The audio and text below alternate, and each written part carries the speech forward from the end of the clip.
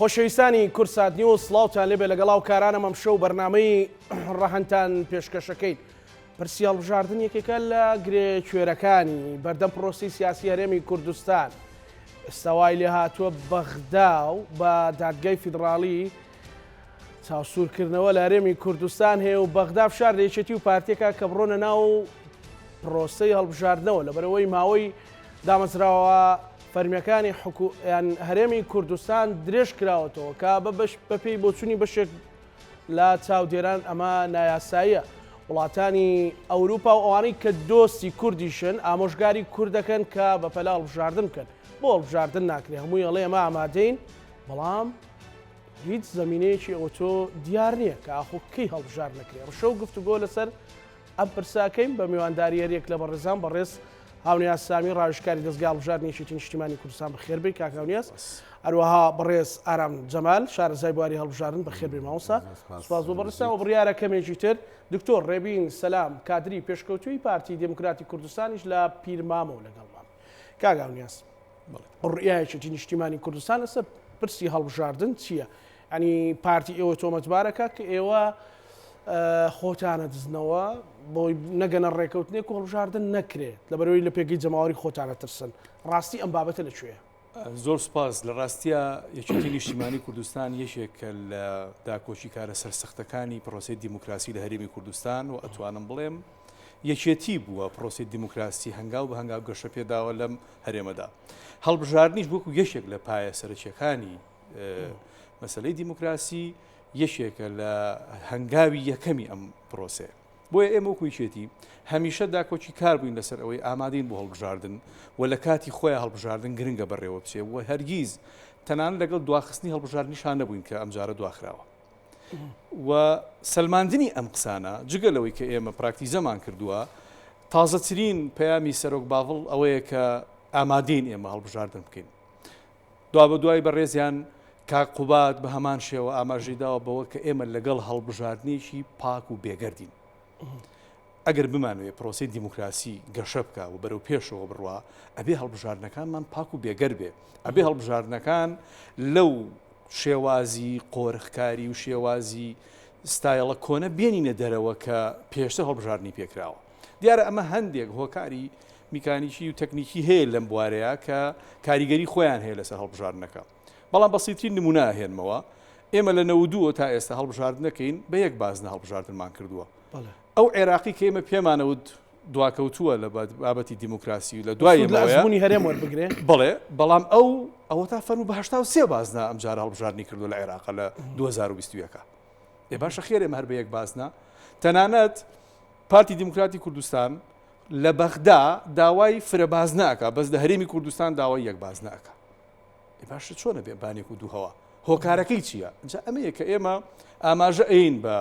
هەڵبژاردننی پاک و بێگەرد، ئەمە مەبەستەکەمانە کە پاک و بێگەرد بێ و لەگەڵ هەڵبژاردنین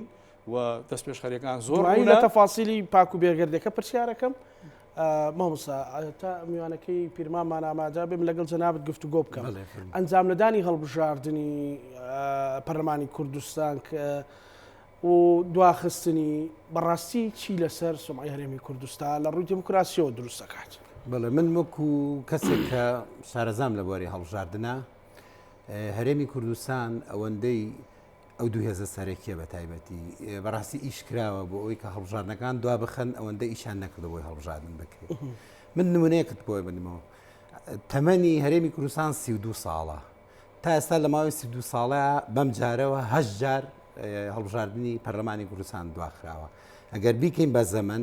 لەو 32 ساڵە 12 ساڵی دواخراوە و لە ماوەی هەر 32 ساڵەکەشە ئاشکرایە کە یەکێتی و پارتی دەسەڵاتیان بەدەستەوە بووە. لەبەرەوە هەر لە خولی یەکەمی پەرلەمانە کە لە 92 کرا لە 2005 هەڵبژاردنەکە 4 جار هەڵبژاردنەکان دواخرا. ئەگەر ئەو کاتە تەبریری ئەوە هەبوو بێت بۆی کە شەڕی ناوخۆ هەبوو کە شتێکی نەخوازراو بوو، خەڵکی کوردستانی بەڕاستی شەڕی ناوخۆی نەویستووە، بەڵام 4 جار دواخرا. ئەی جارەکانی تر لە خولی دوم، لە خولی سێم، لە خولی چوارەم و لە خولی پێنجەمیشا کە هیچ کێشەیەکی وەها نییە بەڕاستی کە بکاتەوەی کە ئەو مافە لە هاوڵاتیان زەوت بکرێتەوە. پێویستە یەکێتی و پارتی یەخشت هەیە بیزانن ئەگەر خۆیان بە دیموکراسی زانن ئەویش ئەوەیە کە هەڵبژاردن مافی هاوڵاتیە بەڕاستی نەیەکێتی نە پارتی حەقی ئەویان نییە بڵێن ئێمە هەڵبژاردن دوا ئەخەین یا کەی ویستیان کەی بخوازن ئەو کاتە هەڵبژاردن بکرێت کە ئێمە ئەیبینین لە کەسایەتەکانی ناو هەردوو پارتەوانێک کە ئێمە هەڵبژاردن ناکەین بەڕاستی ئەوە خەڵکە بڕیارەدا لەسەرەوەی کە هەڵبژاردن کەی بکرێ و ئەوە مافێکی خەڵکە کە بە هیچ شێوەیەک هیچ شتێک ناکە ئیلا مەگەر خوانەخواستە بوومەلەرزە هەبێ لافاو هەبێ جەنگ هەبێ کە خۆشببختانە هەرێمی کوردستان لە هەموو ئەمانە بە دوورە بۆیە من ئەگەڕێنمەوە بۆ ستراکچەر و پێکاتی ئەم حیزبە سیاسیانە بەڕاستی ئەم حیزبە سیاسیانە حیزبی دیموکراسی نین بەڕاستی حیزبێکن حیزبی هەڵبژاردن نین و من هەز دەکەم هەڵبژاردن فەرز بۆ بەسەریانە ناچاریە بۆ بابەتێکی ناچاریە لەگەڵ شەپۆلی سێمی دیموکراسیا هاتۆ بەرەم وڵاتانە و ئەمانیش بۆ ئەوی مغازەلەی دنیای دەرەوە و کۆمەڵگەی نێودەوڵەتی بکەن بە ناچاری هەڵبژاردنەکەن ئەگەر نا هەڵبژاردن و وعدەی هەڵبژاردن وعدە و مقدسی ژەبێ ئەگەر حیزبێک خۆی بە دیموکراسی بزانێ چارچەوەی دیموکراسیا مقدسانی بەڵێ بەڵێ چارچەوەی بەمعنە دیموکراسیەکەی مقدسە و نابێ بشکێنرێت تۆ سەری ئیسرائیل بکە لە بزانە هەموو کاتێک لە کاتی خۆیان و بچەنەها هەڵبژاردننی پێشوەخت کراوە لە هەرێمی کوردستانە ئێمە هەر هەڵبژاردننی پاشوەختە بینین بۆ جارێکیش هەڵبژاردننی پێشوەختەمان نەدی ئەوەی عێراق نەبێت کە ئەویش فەرز بوو بە سەرمانە بۆیە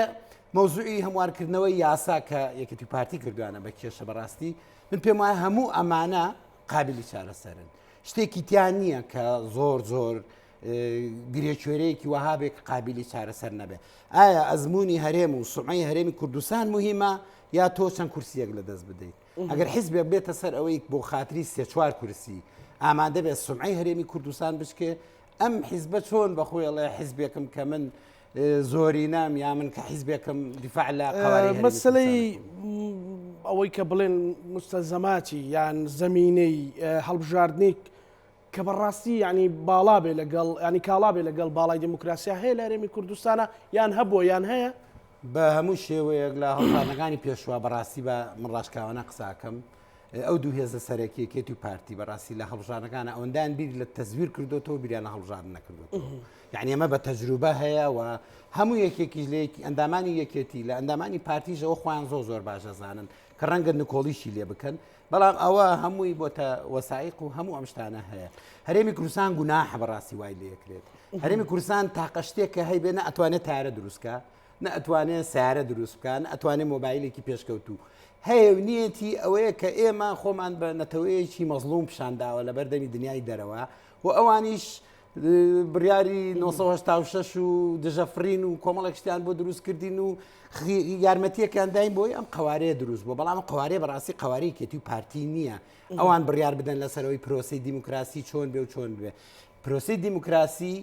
لە هەرێمی کوردستاندا هەیە و ئەبێ بڕاتە پێشەوە بەڵام بەچی ئەچێتە پێشەوە بەڵام ڕاستی بە خەڵکی دیموکراتی خواز دەچێتە پێشەوە بە خەڵکێک ناڕاتە پێشەوە کە بڕای بۆ نەبێ ڕۆژە ببێتە معارەزە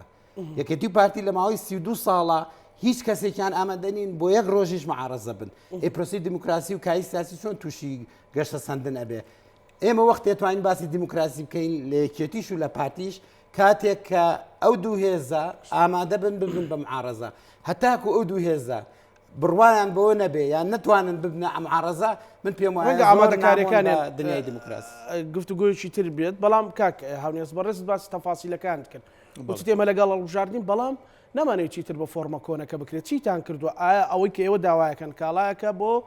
باڵای یەکێتی نیشتیمانی کوردستان بۆ هەرێمی کوردستان و خەمی دیموکراسیتانە کەوەی کە لێرە وەکو مەسەلەن کاگارام جەمال ڕخنە ئەگرێ لە کۆی پرۆسەکە کە یەکێتی و پارتیدا بەرپرسن لە ڕاستیا ئێمە ئەگەر باسی ڕابردوو بکەین کاگارام خۆشی ئاماژەی پێەیە کە کۆمەڵێک هۆکار هەبوو بۆ دواخستنی خولەکانی هەڵبژاردن ئەگەر ئەم جارە بینە سەر واقعەکە واز لە کۆن بێنین چکە کۆن هۆکارەکان زۆر ڕوونە و ناچینە وردەکاریەوە یاسایەک هی ساڵی 92 هیسی یەک ساڵ پێش ئێستەیە چۆن ئەکرێت ئێستا تۆ بە هەمان یاسا هەڵبژاردن بکەیت ئەمە تەنها قسەی یەکێتی نیشتیمانی کوردستان نییە قسەی هەموو حیزبولایەنەکانە جگە لە پارتی دیموکراتی کوردستان ئەم حیزبولایەنانن کە خەڵک دەنگی پیاون کەواتە نوێنەری خەڵکن کەواتە ئەمە قسەی خەڵکە قسەی جەماوەرە یعنی ئێمە نین کە بڕیارین ئەمە جەماوەرە بڕیار ئەیە کە ئەم یاسایە کۆنە و ئەم یاسایە ئەبێت یاسایەکی نوێ بێ لەگەڵ سەردەما لەگەڵ پرۆسی دیموکراسیا بگونجێ یعنی لە هەموو دنیاە ئەم بەسەلەی هەڵبژاردن باز نەیە بۆچی باز نەیە لەبەر ئەوەی ئێمە کێشێتی نیشتمانی کوردستان داوامان کردووە 4 باز نەبێت هەرێمی کوردستان 83 بازنەکەی عێراقیش نا 4 باز نەبێت بۆ لەبەر ئەوەی کاتێک دەنگدەرێک دەنگەیە ئەگەر لە یەک باز نەیە بێ ئەگەر سنووری سلێمانی 40 کورسی هەبێ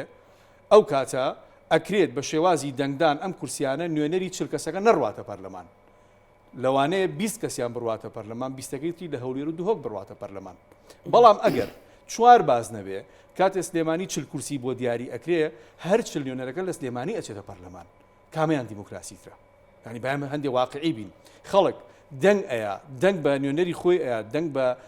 بەو کەسانە ئەیە کە لەو سنوورە کاندیدن ئێ معقولە لەمە خۆی حەقی چلی هەبێت 10 کەسی بڕاتە پەرلەمان 30 کەسەکەی هەستەکەن تەلاعوب بۆ ڕقەمانەوە کراوە پێشوە بەدڵنیایی تەلاعوب کراوە بەدڵنیایی ئەو ژمارەی کە تەنانەت بەپێی ئەو ئامار و داتایی کە هەیە لە پارێزگاکانە زۆر جیاوازی هەیە لەگەڵ ژمارەکانی بۆ نمونە حکوومەتی عێراقی هەری هەمان سنوور وە گومان هەیە لە زیادبوونی ژمارەکە یعنی معقولە لە سلێمانی مثلەن دانیشتوانی سلێمانی 2,100,000 کەس بووە 15,000 کەس زیادی کردووە بەڵام لە سنووری هەولێر و دوهۆک مثلەن 300,000 کەس زیادی کردبێ ئەم زیادبوونە ئەم گەورەی ژمارەیە بەڕاستی گومانی تایە بۆیە ئەمە هەڵبژاردنێکی پاک و بێگەر نیە گەر بەو جۆرە نقطەی دووەمتان چییە مەسەن وەکوویەکێتی و حزبەکانی تر بەڵێ ئێمە گۆڕانکاری یاساکە زۆربەی نقطەکانی لەخۆ گرتووە هەر لە ناو ئەمەیە تۆماری دەنگدەران ئێمە ئەو تۆماری دەنگدەرانی کە هەیە لە هەرێمی کوردستان گومانمان هەیە لێ بەڕاستی لە بڕی زۆر جیاوازی هەیە لەو تۆماری دەنگدەرانی کە لە عێراق هەیە ئێمە ئەو حیزبانە هەمومان بەیەکەوە داوامان کردو بە تۆماری دەنگدەرانی حکوومەتی عێراقی و کۆمسیۆنی باڵای هەڵبژاردنەکانی عێراق ئەم هەڵبژاردنە بکرێت بەڵام لێرەشە ئەگەرێک و بەڵامێک هەیە نەک تەنها تۆماری دەنگدەرانەکە بێنیت و بتوانی بە کارتی نیشتیمانی و بە نفوس دەنگ بدەیت ئەبێ بە سیستمی بایۆمەتری دەنگ بدەیت لەسەر تۆماری دەنگدەرانەکە بۆ ئەوەی نەتوانی دەنگی 2000 دەنگ بی چونکە من نمونەمان بینی لەوەی عێراقا ئەو تەزویراتی کە کرا لە سنووری هەولێر بوو نزیکەی 2000 سنووق سووتێنرا یان 2000 کەس هۆکاری ئەو بوون کە چەند جارێک دەنگیان نابوو ینی ئەمری گرتنیان بۆ دەرچوو ئەمانە دەنگەکانیان سڕایەوە ئێ باشە ئەمە دیارەکە ئەتوانرێ دەنگی تر بدرێ بەڵام بایۆمەتری کەشفیەکە و ئەمە چارەسەرەکە بۆیە ئێمە بەڕاستی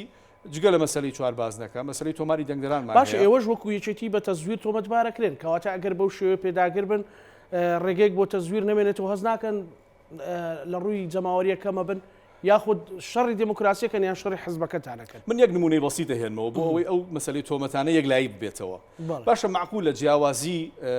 دانیشتوان لەو تۆماری کە لە هەرێم هەیە لەگەڵ ئەوەی کە لە بەغا هەیە نزیکەی 700,000 کەس بێ نزیکەی 30,000 کەسی بەرسنووری یەکێتی کەوتووە چێ تەزویرە چێ تەزویری کردو چێ گزی کردو باروا بڵین آخر معقول نییە یعنی ئەم ژمارەیە نزیکەی ئەتوانم بڵێم 250 بۆ 300,000 کەسی دەنگدەرە ئەم دەنگدەرانە لەوانێ 10,000 کەسی بەر سنووری سلێمانی بکەوێ ئێ باشە سنووری سلێمانی خۆ حیزبیکەی تایە لایەنی تری تایە خۆ ئەم 10,000 کەسە هەمووی بۆ ئێمە نیە و هەمووشی ناسێ بۆ دەنگدان کەواتە ئەم تەزویرە لای ئێمە نییە ژمارە گەورەکان دیارە لەکوێ دیارە لە چ سنووریەکە بۆیە ئەو تۆمەتانی کە بەخشرێنەوە تەنها بۆ پەردەپۆشکردنی ئەو حاڵەتەیە بۆ پەردەپۆشکردنی ئەو گۆڕانکاریە لە دەنگەکانە بۆ ئەوەی بڵێن ئەوە یەکێتی بۆ لە هەڵبژاردن نییە زۆر باشە هێشتا میوانەکەمان حازرێ بە هیوام دکتۆر ڕێبین تو پێش بەرنامەش قسەمان لەگەڵ کرد گرفتێکی نەبوو بە هیوام وەڵامی برادرام داتەوە کاک ئارام ئەو کە ڕایشکاری دەستگا هەڵبژاردننی یەکێتی نیشتیمانی کوردستانە ئەڵێمە شەڕی ئەوەکەین کە هەڵبژاردنێکی پاک و نەزیێ بێ گرفتمان نییە حزبەکەمان چەندەنگە هێنێ بەڕاستی ینی گۆڕانکاری لە یاساکە لە مەسلەی تۆماری دەنگدەران لە مەسلەی فرەبازنەی یان یەک بازنەی ئەمانە ئەسنە چوارچێوەیە کە بۆی هەڵبژاردنێکی باشتر و متمانە بۆ وڵاتی دروستکە طبعی مۆزوعی سیستمی بایۆمەتری کە عێراق هێنایەوە ناوەوە بەڕاستی لە هەڵبژاردننی دەی 21 کابینیمان دەورێکی زۆر باشی هەبوو پێم باشە ئەو سیستەمە ئیشی بۆ بکرێت بۆ ئەوی کە جێی خۆی بگرێتەوەوانە و ئەشبێت لە هەڵبژاردننی داهاتوە بەڕاستی بە سیستمی بایۆمەتری بێت گەر بە سیستمی بایۆمەتری نەمێ بەڕای من هیچ معنایەک بۆ هەڵبژاردن نامێت کاتە نەکردنی هەر ئەمان بابەت نییە کرد بە تەزویر و بە نا ئەو تەزویرەی کە کرا لە هەولێرە بەو کارتی ئەلکترۆنیە کورتخایانە کرا کە بایۆمەتری نەبوو نەک بە بایۆمەتری کرا لەبەرەوە حیزبە عێراقیەکان لەگەڵ هەندێک لە حیزبە کوردیەکانیشە لەگەڵەوە بوون کە لە پاڵ کارتی بایۆمەتری و سیستمی بایۆمەتریە کارتە ئەلەکترۆنیە کورتخانەکەش هەبێ ئەو بەس بۆ مەجای تەزویر بووە کە ویستوانەت یابێەوەمانە وەگە تەزویر کرابێت لەوە کراوە بۆیە بەڕاستی ئەبێ یەکێتی و پارتی میساقی شەرەف ئیمزا بکەن بەوەی کە تەزویر ناکەن ئەگەر نا بەڕاستی خەڵک سزانەدا و دەنگیان پێنادا چکە خەڵک تۆراوە لە هەڵبژاردن و ئەوە ئەمە تەسینیە لەسەرەوەی کە خەڵک بە تەواوی متمانەی بە پرۆسەکە نەمێنێ بەتەکی دانی ئەوە لە ئاماژەیە دەرکەوتە مەسەلا هەڵبژاردننی دەی 2020 کا لە هەرێمی کوردستاندا لە 36 خەڵک دەنگی داوە بە هەمویان لە 36 دەنگ درراوە ئەگەر سەیری هەڵبژاردننی 92 بکەین لە 92 خەڵک لە 1970.3 دەنگی داوە هاتۆتە سەر لە 136 بەشێکی زۆری ئەوەی کە خەڵک دەنگ نادا لە بەرەوەی کە ئەزانێ ئیرادەی زەو دەکرێت ئیرادەی زەوتەکریان ینی من ئەزانم کەوانی بەڵام مەسەڵەن خەڵک بڕوای بە پرۆسی دموکراسی یان وان لێ کرد کە بڕوای بە پرۆسی هەڵبژاردن نەبێ نا تۆ ئەگەر چویتە ناو پرۆسی دەنگدانەوەنێ و ڕێز لە دەنگەکەی نەگرت و بەهای دەنگەکەی یەک نرخی نەبوو لەگەڵ بەهای دەنگێکی ترا تۆ ئەڵێ دەنگ بدەم یا دەنگ نەدەم خۆ بۆم تەزویرەکەن و هیچ بەهایەکن بۆدان ئەمە یەکێکی ترە لە هۆکارەکان ئەبێ ئیش یەکێتی و پارتی لە بریەوەی بەڕاستی خەریکی ئەم بگرە و بەردەیە بن لە بریەوە بێ بیر لەوە بکەنەوانێ بۆ دڵنیایی بدەن بە هاوڵاتیان بە دەنگدەران بۆ ئەوەی کە ئێم تەزویر ناکەین و وەرن بۆ دەنگدان لەبەر ئەمە لەبەر ئەوە لەبەرەوە بەڕاستی چونکە ئاستی بەشداریکردن لە هەموو راپۆرتە نێودەوڵەتەکانە لە یۆنامی سیرکە لە هەموو ئەو ڕێکخراوانی کە پەیوەندیان بە بژاردنە فۆکەسێکی زۆر لەسەر هەرێمی کوردستان هەیە بۆەوەی کە ئاستی هەڵبژاردن هەتا دێدا ئەبەزێ و هۆکاری سەرەکی دابەزینیش تەزویرە و ئەو یاسایی کە هاونیازیش باسی کرد ئەو یاسایە حەوجار هەموار کراوەتەوە من حەزەکەم بۆ بڵێم لە حەوجارەکە 5 جاری یەکێتی نیشتیمانی سەرۆکی پەرلەمان بووە ئەی بۆچی ئەو هەمواری نەکردوانێ وای ئەوانە یعنی 5 جار سەرۆکی پەرلەمانی کوردستان لە یەکێتی نیشتیمانی بووە ئەم 5 جارە بۆ هەمواری نەکردوەوە لەبەرەوە ئەبێ یەکێتی بەڕاستی ئەو نقورچە لە خۆی بگرێت ئەو ڕخنەیە لە خۆی بگرێت کە خۆشی سەبەب بووە بەوەی کە ئەو یاساخرابی کە هاونیاز باسی گەیشتۆتە ئەمڕۆ ئەگەر نا ئەگەر یەکێتی بیویستایە ئەو پێداگرێکی ئێستا ئەیکە ئەگەر زووتر بیکردایە من دڵنیام لەوەی کە ئێمە و چەنەها خەڵکی دڵسۆز بۆ پرۆسەی هەڵبژاردن پێشگیریمان لەو تەوەجوها کرد و ئەمانتوانی یاسایەکی پەرەسەندووی باش بۆ هەڵبژاردن دەستەبەر بکەیت بەڵام لە هەموو مەقتعەکان و مەحەتەکانە بەڕاستی یەکێتی لەگەڵ پارتیا بووە و بەیەکەوە ئەو یاسایان هەموار کردوەوە و گویان لە حیزبەکانی تر نەگرتووە گویان لەو خەڵکە دڵسۆزنەگرتووە بۆی کە شارەزان و خەمی پرۆسەکەیانە خەمی دیموکراسێتی هەرێمیانە بۆیە بەم ڕۆژە گەیشتووە ئێستاش دەست پێ بکە خراب نییە بەڵام ئەوەشی کە داوا ئەکرێت وەکو سیستمی بایۆمەتری من پێ دەڵێم من لەگەڵ یان شتێکی زۆر باشە چەند هەوڵی بدرێ ئەوەی کە باسی لە ژماری دانیشتوان کرد من خۆم دیراسەم هەیە دیراسەکە دوایی باسەکەین بەڵام کە دکتۆر ڕێبین هاتووە بە پرسیاری لێ بکەیم زار ڕێی پارتی دموکراتی کوردستان لەسەرەوە پرسە دکتۆر بەخێر بێ سوپاس دەکەم هەڵبەتە من ئەمەوە پرسیار بکەم لێرە ئێمە تقریبا بیسخولەکێکە گفتوگۆمان کردووە لەسەرەوەی کە یەکێتی پێی وایە ئەمە لەگەڵ هەڵبژاردنین ئەڵێ ئێمە لەگەڵ هەڵبژاردنین و کاک ئارامیش ڕخنە لا یەکێتی و پارتی ئەگرێ کە زمینەیەکی وان فراهەم نەکردو کە بەڕاستی بتوانرێ خەڵک ئەو حەقی خۆی تحقیق بکات بۆ چوونی بەڕێزدا لەسەر مەسەلەی ئەنجامدانی هەڵبژاردن و پێ دوایە گرێ کوێرەکەیان تاسە و بەربەستەکە لەکوێیە؟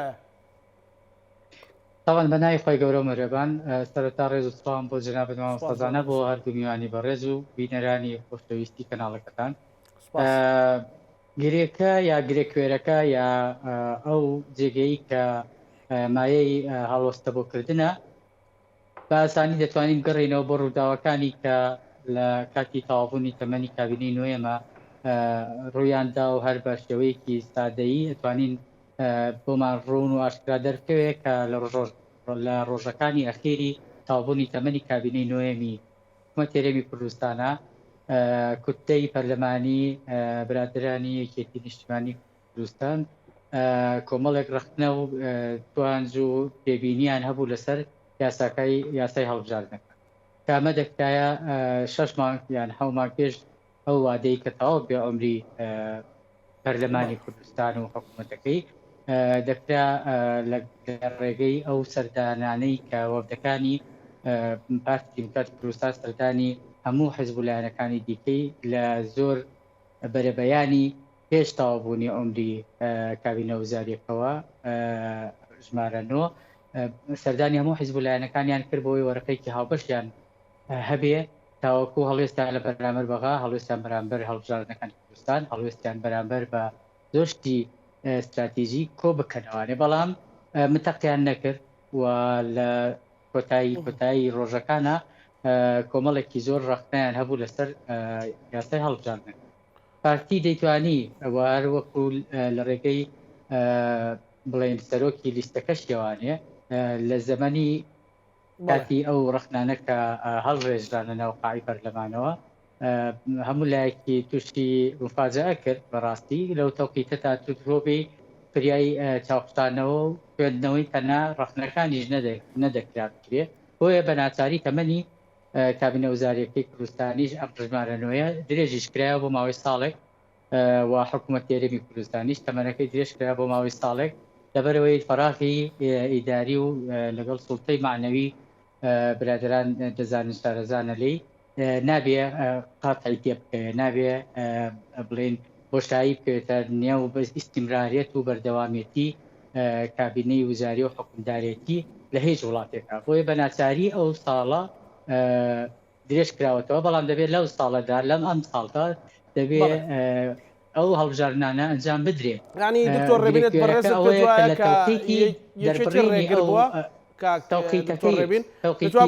ڕێگربووەکەی مامەسازانە تەوقیتەکەی غەڵەت بوو و درەنگ بوو و ڕەخنەکانیش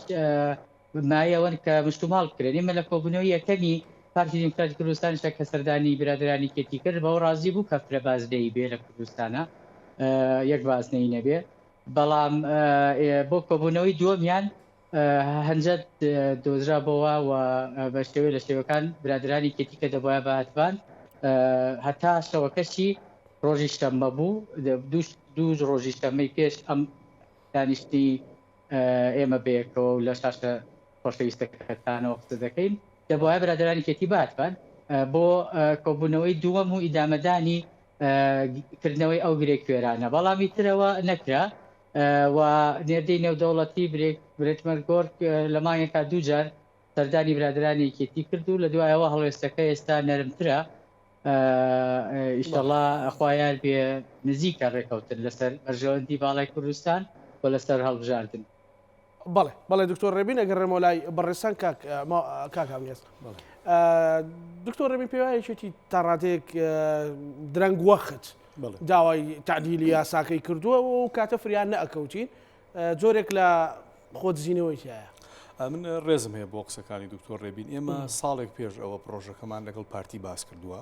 بەڵام 6 مانگ پێش کۆتایی تەمەنی پەرلەمان لە پەرلەمان وەکو پرۆژە پێشکەشکراوە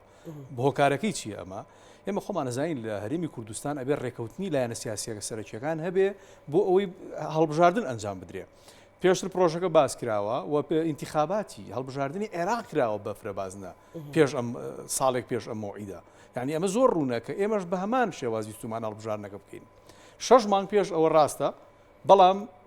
با ئەگەر ئێمە 6 مانگەکە کاتێکی زۆر ئەگە مانویستە ئەگە ئیرادە هەبوایە زۆر ئاسایی وەگەر یاساکە بگۆڕدرێ پارتی دیموکراتی کوردستان ئێستا دوای ئەو سەردانەی برێتمەگۆڕ کە دکتۆر ڕێبین باسیەکە ئێستا ئەڵێ من لەگەڵ فرەبازنەیم یان چواربازنەکەیان یعنی پێشتر نەی ئەوت پێشتر ئەوت یەک بازنە پێچێ نەرمە زەختێکی لە هەردووکتان کرد بێ کاگارم بۆیڵەیەکی دوای ئەوە ژەڵێ بەڕاستی ینی شێوازی چواربازنەکە دیموکراسیانە چرە بمانێەوە نەمانێت لە یەک بازنەکە ئەمەیە مەوزوعەکە لە هەمان کاتدا باش ئەگەر ئێمە بە 6 مانگ پێش کۆتایی هاتنی تەمەنی پەرلەمان نەمانتوانی بێ یاساکە هەموار بکەین ئێستا چۆن ئەڵین با یاساکە هەموار بکەین و ئەم ساڵیش هەڵبژاردن بکرێت کەواتە ئەو کاتەش کات هەبووە بەڵام ئیرادە نەبووە کە یاساکە هەموار بکرێتەوە ئێستا پێ ئەچێ هەنگاوەکان بەرەو پێشوو بن نزیک بن ئەو یاسایە هەموار بکرێ بەڵام دیسان لێرەیە لەوانەیە هەندێک ڕێگر هەبێ لە ناو تەکنیکی هەموارکردنی یاساکە یعنی لێرەیە خاڵێکی زۆر گرنگ خزمەت بەچی ئەکا و زەربە لە چی ئەدا بەڕاستی هەموارەکە زۆر باشە بەڵام زۆر گرنگە مەسلەی تۆماری دەنگدەرانی عێراق بکرێ بە بنەما چکە ئەو تۆماری دەنگدەرانی هەرێمە کە هەیە دوو بات یەکەمەوە جێی گومانە و مەسلەی بایۆمەسری بکرێت بە قیاسی دەنگدان لە دەنگدە ڕۆژی دەنگدانە و لە هەمان کاتدا مەسلەی بازنەکان ئەگەر ئێمە بمانەوێت خەڵکی ئەم بازنانە دەنگ بن بە نوێنەری خۆیان با پێکهاتەکانیش دابشکین بەسەرم بازنانەیە بە ئەوانیش دەنگ بن بە نوێنەری خۆیان بۆ نمونە تا ئێستا هیچ لە پێکاتیشی مەسیحی سنووری سلێمانی نەبوو بە ئەندامی پەرلەمان لە نەودووەوە مثلەن لە تورکمانەکانی سنووری گەرمیان و کفری نوێنەریان نەچۆتە پەرلەمان ێ باش ئەگەر ئێمە کورسی پێکهاتەکان دابشکین بەسەر بازنەکانە وەکو چۆن هەموو دەنگدەران دابشەکەین بەسەر بازنەکانە و بۆ هەڵبژاردننی نوێنەری خۆیان باهی پێکهاتەکانیش دابشکرێ لە بەرەوەی مافی خۆیانە و دەنگی واقعی خۆیان نوێنەری خۆیان نێرنە پەرلەمان ئەمە بەڕاستی ئەتوانم بڵێم هەڵبژاردنێکی پاک و بێگەر دەبێت زۆر باشە کاک ئارام ئەو جەخت دەکاتەوە لەو تەفاسیلەکە بە ڕێز و توت من دیراسەیەکم لەسەر مەسلەی تۆماری دەنگدەران و ژمارەی کە کاکاو نیاز باسی کرد بەچی گەیشتووی لەو دیراسە یان بە دوواداچوونەیە تەبیەوە من 4 مانگ لەمەوە پێشە و دراسەیەم کرد بەوە گەیشتوم بەوەی کە ئەو تۆمارەی کە دەستەی ئاماری هەرێم هەیەی لەگەڵ ئەو ئامارێکە لە بەغدا و لە وەزارەتی پلاندانان دواترێدا بە کۆمیسیۆن تەعوی فەرقی 4 کورسی هەیە 4 کورسی عراقی تەوزیعاتی عراقی هاتوومە مە تەفاسیلی زۆر هەر بەرنامەیەکشم کرد لێرە و هینیش پیشاندرا بە ئینفۆگرافیکۆوانش پیشاندراوەوانە بۆیە ئەوەی دەستەی هەرێم بەڕاستی نابێ بکرێ بە ئەساس ینی ئەوەی کە ضرورە و ئەبێ وابێ و لە دواییشە سەلماندوومە بەوەی کە ئەوەی عێراق ڕاسترە نزیکترە لە ڕاستیەوانێ و پێم وایە حیزبەکانیش بە پارتی شەوانەیە قوبوڵی کردووە بۆی کە ئەوەی دەستەی هەرێم تەخمینە ینی تەخمینی کردووە لە سەدا مەسەلە سێ هەموو ساڵێک ئەوە نەزیاکە و نەزیاکە ینی کە سەیری ئەەکەیت لانگری پێوە دیارە ینی زانستی نییە بەڕاستی بۆیە ئەبێ ئەوەی کۆمیسیۆنی هەڵبژاردنەکانی عێراق بەکاربێن ئەنی ئەمە بە دیراسە گەیشتووە ئەوەی کە من 20 مەتەوانێ پارتی ڕازی بووە بەوەی کە ئەوە ئەبێ قوبول بکرێنەوە کۆی کە دەستی ئاماری هەرێم هەیەی سەبارەت بە مەسەلەی برێت ماگۆر بەڵێ من حەزەکەم باسێکیەوە بکەم ئێستا هەموو خەڵکی کوردستان ئەزانێ کێکێتی پارتی هەڵبژاردن بکەن بە زەختی برێت ماگۆرک و ئەمریکا کراوە باشە یەکێتی پارتی بۆ ئەمە هێنە سەر خۆیان ئایا ئەمە نابێتە هۆی ئەوەی کە سمعە و نفوزی ئەم هێزانە خۆی کەم ببێتەوانێ یعنی بۆ هەتا برێت ماکۆر ناهاو چەنەها دەنگی ناوخۆ هەبوو دەنگی دڵسۆز هەبوو نەگەێستا یعنی چەندین ساڵە هاوارەکەین قسە ئەەکەین گوێ لە دەنگی ناوخۆ ناگرن ئەمانە بەڵام کە برێت ماگۆر دێت کە قسەیان لەگەڵاکە یاخود قنسوڵەکان دێن لەگەڵیان ناکۆ بنەوە لە دوایەوە نەبرایانە گۆڕێ نەرمترە بنەوە ساوەکو ڕێبین وتی بۆ نەرمترە بنەوە ئەگەر مەسەلەکە مەسلەیەکی مەبدەئیە مەسەلا مافی هاوڵاتیە مەسلەی پرەنسیپە تەنازولی لەسەر مەکە تەنازولی لەسەر مەکە سازش مەکە لەسەر پرەنسیپ بەڵام ئەگەر مەوزوعەکە ئەوەیە بۆ ئەوەی کە ئللا ئەبێ کۆمەڵگەی نێودەوڵەتی بێت و زەختکە ئەنجا ئێمە دوای ئەوە ڕازی بین ئەمە یەکێکە لەو هۆکارانە کە ئەبێتەوە هۆی شکاندنی سمعە و شکۆی هەرێمی کوردستان یعنی ئێمەکو هاوڵاتی ئازارمانەدا کە بەو شێوەیە برێت ماگۆرگ دێت قسێگەکە لە دوای ئەوە سیرەکەی شتەکان گۆڕانکاری بەسەرا هاو بەڵام نادین مەسەلە چەنەها ناوەندەیە چەنەها ڕێکخراوەیە چەنەها خەڵکێ شارەزایە بڕۆنجێ لەوانە بگرن ئەگەر مەسەلەکە وەگوتم مەسەلەیەکی شەتۆ مساوامی لەسەر ناکەی بۆ لە دوای برێت ماگۆرکۆ دێیت ڕازی بیت و نەرمە بێ نەبرێتەکەات ئەمە شێشکی ترە لە مۆزعان سەبارەت بە مۆزوعی پێکاتەکان و فرەبازنەی بەڕاستی من زۆر ڕاشکاوانە قساکەم بۆ مۆزوعی پێکاتەکان بۆ خۆی تەمیزە جیاکاریە لەبەر ئەوی جیاکاریە و ژمارەیان کەمە لە هەرێمی کوردستاندا و دابەش بوون بەسەر قەزاکان و بەسەر هەندێک ناحێشتا لەبەرەوە ڕاستترین شت ئەوەیە کە هەرێمی کوردستان بۆ پێکاتەکان یەک بازنی هەڵبژاردن بێ ئەمە ڕێگە ڕاستەکەیە بەڵام بۆ ئەوەی کە تۆ حیسەت هەبێ بۆ ئەوی کە تۆش لەو 11 کورسیە بەرت کەوێ ئەمە مۆزوعێکتر ئەمە چارەسەر نییە چارەسەر ئەوەیە کە هەرێمی کوردستان یەک بازنی هەڵبژاردن بێ بۆ ئەوان تەبعی من بۆ مۆزوعی کورد با بڵێن بۆ دەنگدەری کورد من نەک لەگەڵ فرەبازنیان لەگەڵ ئەوەم چۆن لە هەڵبژاردننی دەیدا هەرێمی کوردستان بوو بە 12 بازنی هەڵبژاردن 12 بازنی هەڵبژاردنیش بێ یعنی ئەوەندە بازنی هەڵبژاردن بێت و نەکو لە لیستی نوێنەرایەتی ڕێژەیە یا ئێمە بمێنەوە کە خەوشی زۆرە ئەم لیستە و حیزبی تەمەڵ دروست دەکا و حیزبانی دروست کردووە کە ئێستا هەیە بەڕاستی لە شەوی ئیمتیحانە بیرانەکەێتەوە کاندیددانن ئەو سیستمەی تر هەموو حیزبەکان هەمویان هەستیان بەوە کرد کە ئەبێ بگەڕێن بە دوای کاندیدی باشە حیزبێک تەکەتولی تیا بێ زۆر کێشەی ئەبێ حیزبەکە یەکدەنگ بێ کۆمەڵێک سیفاتی زۆری باشە کە بۆ حیزبی کوردی ئەو سیستمی یەکدەنگی گەزراوەی لە عێراقا هەیە بەڕاستی بۆ حیزبی کوردی ئەوە چارەسەرە ئەوە دەرمانە بەڵام حیزبەکان لە عێراقیشە و لە هەرێمی کوردستانیشە هەر هەمویان لەگەڵ ئەم لیستنەرایەتی ڕێژێن لەبەرەوەی یەکەم کەس زۆرترین دەنگێنێ لە لیستەکە ئەوی تریشی بە چەند هزار دەنگێک و بجاریوا بە چەند سەد دەنگێکیش ئەچێتە ناو پەرلەمانەوە دوای دەڵێن وڵا کوالیتی پەرلەمان لەکوێ ئەسە مشتم ڕێکی لەسەر مەسەل لەکوێ حەقیان بەتەواتی پێ ئەدرێ لەکوێ حەقیان ئەخورێ سەبارەت داین بەچی پێکاتەکان مەبەستم پێکاتەکان بەوە چارەسەری حەقیقی ئەوەیە کە ئەبێ تۆماری دەنگدەرانیان بۆ جا بکرێتەوە بنکەی دەنگدان کارتی دەنگدانی خۆیانیان هەبێ و ئەوە ڕێگە ڕاستەکە و ڕێگەی ئەگەرنا ئەمەشی کە ئێستاکە حەلیان کردووە تەرحێکی وا هەیە کۆیە لەگەڵ سلێمانیان بکرێ بە بازنەیەکی هەڵبژاردن و کفری تورکمانەکان و ئەمانە من پێم وایە ئەمە حەلێگە بێ لە دواییە لە دوورمەودا دیسانوانە ئێمە تووشی مناقەشە بینەوانە و ئەمە کێشە نییە و دوایی پێگاتەکان خوان وەک چۆن ئێستا لە هەولێر ئەڵێن ئەمانی لە پەرلەمانن نوێنەری ئێمەنین و نوێنەری ڕاستەقینە ئێمەنین دڵنیام لەوەی کە لە دوای چەند هەڵبژاردنێکە کە گرم حەلەی ئێستا بدورێتەوە بێم وایە حەلێکی زۆر مسەکینە وەقتیە هەمان دەنگ بەرزە بێتەوە لە مەسیحەکانی سلێمانیش و لەوەی کۆش و لە برا تورکمانەکانیش لە کفری و تەبیع ئەوەی شەقلاوە و ئەوانش بۆ خۆی هەردەمێکەوەوان تووشی ئەوە بوون ئەوان تووشی دوورکەوتنەوەیەکی زۆر بوون لە هەڵبژاردن و بڕیان بە هەڵبژاردن نەماوە لە بەرەوەی کە ئەو دەنگەی ئەیدەن بەڕاستی ئەو دەنگە ناتوانێت منافەسەی حیزبی دەسەڵات بکە بۆیە حەلی باش حەلی ڕاست ئەوەیە کە یەکێتی نیشتیمانی من پێم خۆش بوو یەکێتی نیشتیمانی پێداگری لەسەر بکردا کە تۆمارێکی دەنگدەران هەبێ و ئەمە شتێکی بەڕاستی مەحاڵ نییە شتێکی قورس نییە ئەگەر ئیرادە و ئەگەر خواست دەبێت بۆ تازەترین مۆبایل لە ماوەی چاوتروکانێکا دێتە کوردستانوانێ بۆ کامێرای تیژڕەوی و پۆینت و پۆینت بە ئاسانی ئەتوانن دای بنن لەبەرەوەی مەسلحەت و قڕینی خوانی تیا هەیە بۆ ناتوانن تۆمارێکی دەنگدەران دابنێن بۆ پێگاتەکان کە ئەتواندرێت بە ڕێگەی تۆماری دەنگدەرانی اختیاری چێ خۆی بە تورکمان نەزانێت بێ خۆی تۆمارکات دەنگی لە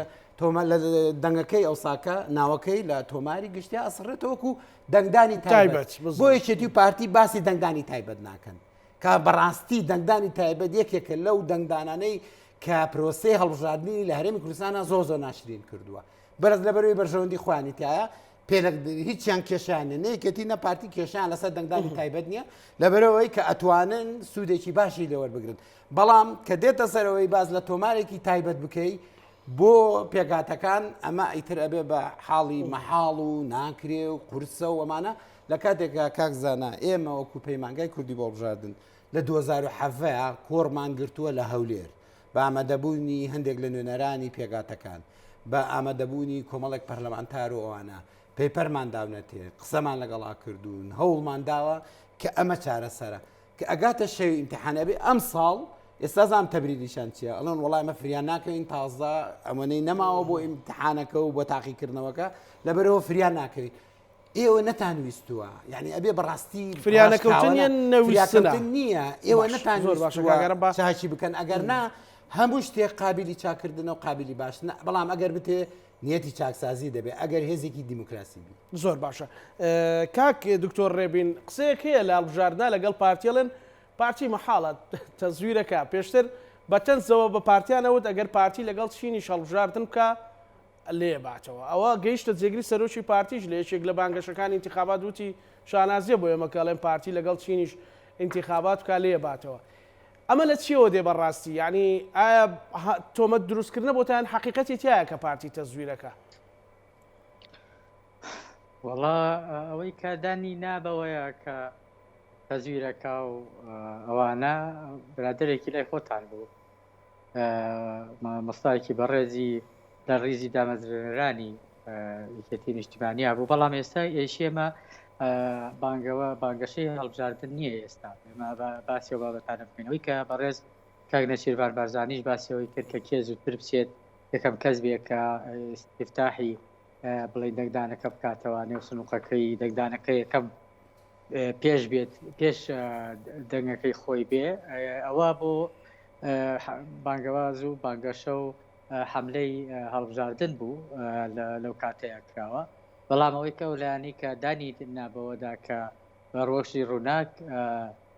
ئەوە برادێکی لای خۆتان بوو و چەندین برادری تریش بووە لەسەر تەلەڤیزۆن بخواروتیان ئێمەش تەزویرەکەی یانیۆکویەتی نیشتیمانی کوردستان و لایەنەکانی دیکەش بەڵام تەزویرکردن و نەکردن و ئەبوونەوە ئاباسکردن خوڵخانی ئیرادەی دەنگدەرە و دەنگدەر کاتێک کە بە ئیرادەیەکەوە دەڕوا بچێتە سەر سنووقەکانی دەنگدان بۆ خۆی خودی ئەمەلی دیموکراسی لە دنیادا ئێستا دیموکراسی ناڕاستەوخۆیە یان نیابیە وەختی خۆی کە دیموکراسی ڕاستەوخۆ بوو لە شارە گچکەکانی وەکو وڵات بوون هەر شارێک لە یۆناان ئەوە دیموکراسی بوو دێمۆکرات دێمۆ یعنی سەیتەرەکردن و ئەوە کراسیاس سەیتەرەی گەل یعنی دەسەڵاتی گەل بەڵام بەڕاستیەکەی دەسەڵاتی گەل 4 دقیقا خانێ لە 4 ساڵە لەو کاتەیە کە ئیشارەت دەدا لە وەرەقەکە و لەوێوە ئەو مەسافەی کە دەچەی خاتە ناو سنووقی دەنگدانەکە و کاتێک کە وەرەقەی دەنگدانەکە لە دەستی ڕەها دەبێ ئیتر نوێنەرەکە خۆی و وجدانی خۆی دەمێنێتوانێت هەتا 4 ساڵی داات و ئەگەر سنووقەکانی دەنگدان سەنگی مەحەک بێ بەڵام ئەم جۆرە مشەوەکردن و ناشرینکردنی دموکراسی و دەنگدانەکە لە کوردستانە وای لێت کە پۆپۆلیزم یان خوتابێکی شعبەوی پیادە دەکرێت خەڵک هەستەکە لەسەر جادە بچێت کۆبوونەوە گردبوونەوەی بکە قەرەباڵەیەک دروست بکە تاسیری زیاتر لەوەی کە بچێت دەنگ بدا بۆیە ئەوە خطابێکی پۆپۆلیستیە لەو کاتی هەمومان بینیمان کە کۆشکی سپی لە ئەمریکا بە بۆنەی بەڕێز ترەمپەوە چۆن بەخۆپشاندەران چوونە سەرەوێ و شاخ و کلک و گویان لە خۆیان ڕوانە بوو و هێرشیان کردە سەر کۆشکی سپی لەو دقیقەیەوە ئیتر ئەو خطابە پۆپۆلیستی کە هەستیان دەکرد کە زیاتر شت دەگۆڕێ لە جادەدا نەگلەوەی لە سنووقەکانی دەنگدانە ئەوە زۆر خەتەرێکی گەورەوە بەرەو فەوزاتر بە و عێراقیشی بەرەو فەوزا بر لە زەبەنی عادل عەبدولمەهدیەوە لە انتخاباتەکەی پێشووترەوە کە لە 12/5/2018 کرا هەر سەرجەم حکوومەتەکان محاولات بووە 5 محاولە کراوە لە عێراقا ئەگەر هەر محاولەیە بە 4 ساڵ حسابکەی یعنی 20 ساڵ تەنگژە لە ماوەی 4 ساڵە بە باخی بارودۆخی سیاسی عێراقا تێپەڕیوە کاتی عادل عەبدولمەهدی ئیستیقالی کرد لە بەپێی هەڵبژاردنەکانی 12/5/2018 سەرۆک وەزیران بوو ئیستیقالای پێکرا بە بۆنی چیەوە خۆپیشاندەران لەسەر جادە و ئەو خطابە پۆپۆلیستی کە لایەنی دووەمی ماڵی شیعە دروستی کردبوو لەسەر جادەکان خەڵکی برسی ڕۆیەکبینەوە سەر بێنەوە هەرێمی کوردستان بەڕێز دکتۆر ڕێبین مەسەلەن بەڕێست وەک مامۆستایەکی زانکۆ ئەنی بەڕاستی دوای ئەو هەموو تەمەن و هەموو ساڵە کاتی ئەوە نەهاتووە یان نەدەبوو یەکێتی و پارتی مەسلەی پرۆسی هەڵبژاردن نەکەنە جەدەلی سیاسیەوە ینی ئەمە مافی خەڵک یەکێتی و پارتی نیە ئەمە مافی خەڵکە و مافی هەرێمی کوردستانە وەکو چۆن دیمۆگرافیان جوگرافیای هەرێمی کوردستان قابلی دەستکاریکردنی حەق بوو بۆ ئەوەی ئێمە سومعی خۆمان لە مەحافلی نێودەوڵەتی بپارێزین ئەمە بە کۆمەڵێک سەوابت بێت و یەکێتی و پارتی بۆیان نەبێت دەستکاری بکەن و شەڕی لەسەر بکەن و جەدەلی لەسەر بکەن ینی بەڕاستی پێدوانی ئەمە عیبەیەکە بۆ پرۆسی دموکراسی لە هەرێمی کوردستان بە کۆی گشتی ئەوەی کە زۆر پێداگیری کردووە لە مەسەلەی ئەنجامدانی هەڵبژاردنە لە سەقفە زەمەنیەکەیە دیارەکیە و بە بەیاننامەی ڕسمی سەرۆکی لیستی پارتی پێش تەواوبوونی تەمەنی کابینەی نوێم ڕسمی و بە شێوەیەکی بانگی ئاشکرا گوتی کە خاڵەکانی دواکەوتنی ئەم هەڵبژاردنە بۆ ئەمانی خوارەوە دەگەڕێتەوە ئێمە ئێستا وەختی تۆبەت بۆ بەشینەوە نییە هەمومان هاوبەشین لەم خاکی کوردستانە چاکە بێ و خراپە بێ ڕووی هەمومان نەگرێتەوانێ بەردێڵی بە ئاسمانە بەردەموچای خۆمان نەکەوێتەوە چۆنێ بێ بەڵام ئەمە شتێکی نییە کفرێکی گەورە بێ یعنی ئێمە لە بەریتانیا بینیمان لەو دەورەی پێشوە کاتێککە وێکاتنەوە لەگەڵ بارودۆخە جیانێکە و هاوکێشە نێودەوڵەتیەکەی کە لەگەڵاتنی بەرز ترەمپە پەرلەمانەکەی بەریتانیا کە خۆی سمبول و نمونەی نظامی پەرلەمانی هەموو عالەمە تەمەنەکەی درێژ کردەوە یعنی شتێکی کفرێکی ئەوە گەورە نییە بەڵام کفرەکە لەوە زیاترەکە ئەوەیە کە بەبێ موبەڕێر بێ ئێستا موبەڕێرەکەی ئەوەی کە برادرانی یەکێتی نیشتیمانی کەوای لێکردوون ئەو کێشانەیە کە لە ناوخوا هەموو کەسەی زانەیە کە هەیەیان بۆ پارتیش ئەوەی بە هەند وەرگرتووە و هەمیشە ئەوەی خوێنەوە کە ئەو کێشانی لە ناوخۆی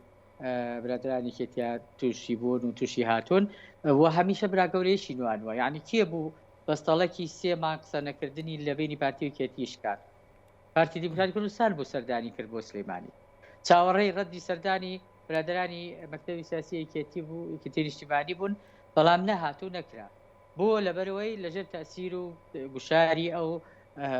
تەنگژانەی ناوخۆی حزبەکەدان و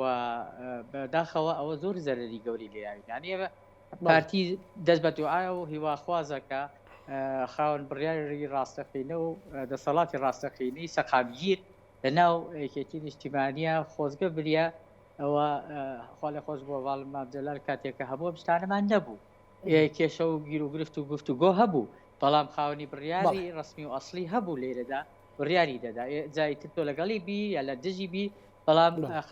خاوەنی بڕیاری ڕسمی و ئەسلی لە ئارادا بوو بۆچی دوایە بەڵمامجەلال دەگەیەکی گەورە بوو لە هەموو پرۆسەی دیموکراتیەکەش بەڕاستی لە کوردستانە. سپاس کاکاونیاز وەکو دواسەرنجیشە مەسەلەن دکتۆر ڕێبین پێوا بوو کەەوە بۆی تەنگژە ناوخۆیەکانتان نەتانتوانیوە بەڕاستی بڕۆنە ناو پرۆسی هەڵبژاردنەوە مبەر ینی بیانووی پێگرێت. بەڵێ من هەر پێش ئەو وەڵامە یەک ڕوونکردنەوە بەم لەسەر قسەکانی کاگارام ئێمە بۆ مەسەلەی پێکهاتەکان تەنانەت یەک بازنەیش پێشنیارمان کردووە بە تۆماری دەنگدەرانی خۆیان هەرچەندە زۆر قسە هەیە لەسەر ئەوەی کە زەوتکردنی ماف و ئازادیەکانە و کەسێک تورکمانە لەوانەیە حەسکا دەنگ بە کاریەکی تر بە بەغیرە تورکمان بۆ نمونە ئێمە ئەوەش پێشنیارمان کردووە بەڵام دیارە برادرانی پارتی هێشتا بۆش ڕازی نین کە یەک باز نەبێت تۆماری دەنگدەرانی خۆیان هەبێت. مەسەلەی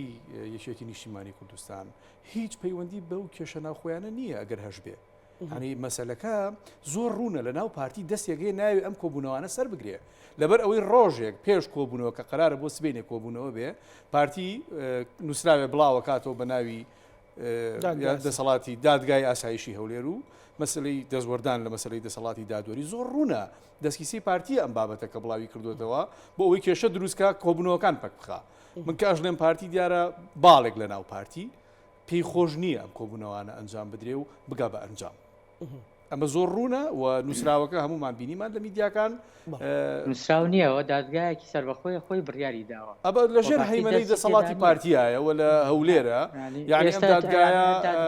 تێناگەم بۆ دادگای ئاسایی شەخی چیە بەسەر کێشە ناوخۆیەکانی حزبێکی گەورەی و کێشی نیشتیمانی کوردستانەوە بەڕێز شێخ لاهور داواکەی لەوێتە تۆمار باشە بۆ لەو تەوقیتەیە یعنی ئەوە مێژۆکی کۆنترە بۆ لەو تەوقیتەیە کە بۆ سبینێ کۆبوونەوەیە ئەگەر نەتانەوێت مەسەرەن کۆبوونەوەکان نەگا بە ئەنجام بۆ لەو تەوقیتەیە بڵاویەکەیتەوە کۆبوونەوەکان کە نەکراوە وەختی زووتر داواکە تەحریک کراوە جوابی دراوەتەوانێت لە هەر تەوقیتێکا بێ بۆچی ئەوە بیانوو بێ بۆی کە نەی بۆ کۆبوونەوە بۆچی ئەوە نەقوڵ بێ دووبەرەکێکت کە نەتوانی کۆبوونەوەیەک لەسەر ئاستی هەموو هەرێمی کوردستان و بەرژەوەندی هەرێمی کوردستان کە ئێمە دانیشتێک ساعتێکە قسەی گەوراکەن بۆ بینەران ئەو بەرژەوەندیە گەورەیەمان نەخستە پێشچاوی خۆمان و بە بڕیاری دادگایەک با توانجی لێ بگرێتەوە بە تانی لێ بکرێتەوە بەڵام نابێ پرۆسی دیموکراسیەکە و دڵنگدانەکە و ئەوەی کە ئێمە خۆمان بە دیموکراسی زانین هەمووی بخێنە ژێر پرسیارێکەوانێ و بڵین وڵا لەبەری تەوقیتەکەی نەگونجاوە لەگەڵەوە نەخێر لە ڕاستیە کاک دکتۆر زۆر ڕوونە ئامانجی بڵاوکردنەوەی نووسراوەکە زۆر ڕوونە و باوەڕکە بەم قسانەی ئێمە کۆمەڵانی خەڵکی کوردستان چاواشە ناکرێن زۆر ڕوونە و ئەزانن بۆ ئەمە کراوە لەبەر ئەوەی کێشە دروست بێ ئەوەی چێتی نەچێت بۆ کۆبوونەوەکان ئەگەر ئەمە نەبوایە خۆ زۆر پێش ئەو مێژووە بە مانگی پێش ئەوە لە بەغا بڕیاردراوە کۆمیسیۆنی باڵای هەڵبژاردنەکان کە ئەو کەیسە یەکلایی بۆتەوە کۆتایی پێهاتووە یعنی چی تۆ جارێکیت ئەمە زیینوەکەیتەوە ڕۆژێک پێش کۆبوونەوەکە بابەتەکەی من هەڵبژاردنە برتانە سەر کۆبوونەوە ئەم کاتیشم نەما کاگارم دواسەرکۆبوونەوەکەش بۆ چارەسەری کۆمەڵێک کێشە بوو دواسەرنج بێ من بە کاگرەبی نەڵێم ئەڵم ڕاستە پارتی ئەیوت با هەڵبژاردن بکرێ بەڵام ئەمە نیوەی دێڕەکە بوو نیوەی دێڕەکەی تر بەچی تەواو بوو بەڵام ئەیوت نابێ یاساکە هەموار بکرێتەوە ئەمەیان نەئەوت بەڵام کاگرێبین بە یاسایەکی ژمارەیەکی 92 کە حەوت جارە موار کراوەتەوە و 5 هەڵبژاردننی بینیوە و پێویستی بە هەموارکردنەوە هەیە پارتی لە سەرەتایە لەگەڵەوە نەبوو کە یاساکە هەموار بکرێتەوانێ ئێستاکە بەم فشارانە بەم هاتنی کۆمەڵگەی نێودەوڵەتی و بە و هەموو ئیشەی کە هەیە و کە بەداخەوە بە دواکەوتنی هەڵبژاردن و بە درێژکردنەوەی تەمەنی پەرلەمان کۆتایی هات ئەجا ئێستاکە پارتی هێواش بە زەختی برێدماگۆر کۆمانە پارتی هێواش ئاەتە پێشەوە بە ئەوەی کە ئەوەی کە ئێستا لە دوای برێدماگۆر کۆ پارتی ئەبوایە لە ئەوەڵجارەوەی بکردایە پارتی لەگەڵ یەک بازنیانی پارتی لەگەڵ ئەوە نەبوو کە دەستکاری مۆزوعی کۆتاکان بکرێ پارتی لەگەڵ ئەوە نەبوو کە حتا سیستمی بایۆمەتری ببێ بە سیستمی بایۆمەتری یعنی پێویستە دان بەوە بنێن ئێستاش کە ئەمە بووە هەر باشە بەڵام گرنگ ئەوەیە کە بتوانن سندوقێکی ئەمین بۆ بەردەمی خەڵکو و هاوڵاتیانی کوردستانە دابنێن بۆ ئەوەی هاوڵاتیانی کوردستان بە پرۆسێ هەڵبژاردن ئاشکەنەوە بەو دەستخەڕۆمە بن کە کۆمەڵی خەڵکی خۆتانتان هەیە بە حکومەوەی 32 ساڵە دەسەڵاتان هەیە لە مۆزەف و لە هێزی چی و ئەمانە بەس بتانەوێت بەم چەند دەنگەی کە هەیە بەم چەند هزار دەنگەی ترە چەند کورسیەک بێنن ئەمە پێشکەوتن نییە ئێوە ڕەنگە ژمارەی کورسیەکانتان زیاکە ئەمە بە یەکەتی پارتی ژەڵێم بەڵام ئێوە پرۆسەی دیموکراسی جار بەجار بەرەو دواوە ئەبن ئەبێ خەمێکی پرۆسەی دیموکراسی بخۆزین ئەوە بردنەوە نییە تۆ ئەگەر 45 کورسی بێنی بتەوێت لەگەڵ کۆتای پێکاتەکانە زۆری نەپێک بێنی ئەمە بەڕاستی خەمێکە زۆر خەمێکی حیزبیە بەڵکو پێویستە لەبریەوە بیر لەوە بکەینەوە ئەمە چۆن هەڵبژاردنێ بکەین کە خەڵکی کوردستان هەرێمی کوردستان نموزەجێکی جوان پیشان بدا لە راپۆرتەکانە کە خوێنمانەوانە نەڵێن لە فڵان شوێن ئەوەنە سنووق سووری لێدراوە و ئەوەندە شوێن تەزویر کراوە یعنی بەڕاستی وە گوتم پێویستە یەکێتی و پارتی میساقێکی شەرەف ئیمزا بکەن کە بەوەی کە تەزویر ناکەن و زمینەیەکی لەبار بۆ هاوڵاتیان دەستە بەرەکەن بەوەی کە هەڵبژاردن بکرێت چکە خەڵکی کوردستان و قوربانیەکانی خەڵکی کوردستان شایستەی ئەوەیە کە بەڕاستی هەڵبژاردنێکی پاک و بێگەر بکە نابێت بەو شێوە نزمە سەیری هاوڵاتیان یاریمی کوردستان سپاسکارم دکتۆر ڕێبینەگەر لە کەمتر لە خوڵەکەی سەرنجێکت هەبێت وەڵی من زۆر سپاس بۆ داوەتەکەی جەناب ئەوەیە بەرنامەیەکی بە پێز و پیشەیانەت هەیە هەمیشە میوانانی بەڕێز و ئێمەش هەمومان باسی یەک بابەتەکەی نەویش بەرژەوەندی باڵای هاو کوردستانە و ئەو کوردەیە کە چەند ساڵە خەباتی کردو و فرمێسکی و خوێنی ڕشتووە لە پێناوی ئازادیدا و ئەو ئازادیەش دەبێت لە دوای ئەوە دیموکراسی بێت ئازادی و دیموکراسی بە دوای یەکا دەبێت بێن بەو شێوەیە و هەرمۆنیەتە لە دەست نەدەین کورد بۆی میلەتێکی دیموکراسیە هەر بە کراسی ئاڵوواڵای خۆمانەوە و ئەوانەوە دیارەکە میلەتێکی چەشنەکان قبوڵەکەین و بەس ئەو هەمە چەشنی قبولکردنەش دەبێت بە شێوەیەک بێ کە پارسەنگ و میزانیە و هاوکێشە نێودەوڵەتیەکان قبوڵی کات. سپاس دکتۆر ڕێبین سەلام کاتری پێشکەوتی پارتی دموکراتی کوردستان سپاس بۆ بەڕێز هاوناسیامی سامی ڕاوشکاری دەستگا بژاردننی چێتی نیشتیمانی کوردستان سپاس بۆ بەڕێزاران جەمال شارەزا بژان سپاس بەوە ماجووکردن بۆ بۆرن بینەرانی خۆشەویست شەو بەرنامەی ڕانمان پێشکەشکردنە بۆ لایەکتان ئەمانەتی خوای گەورە بن خواتانەکە.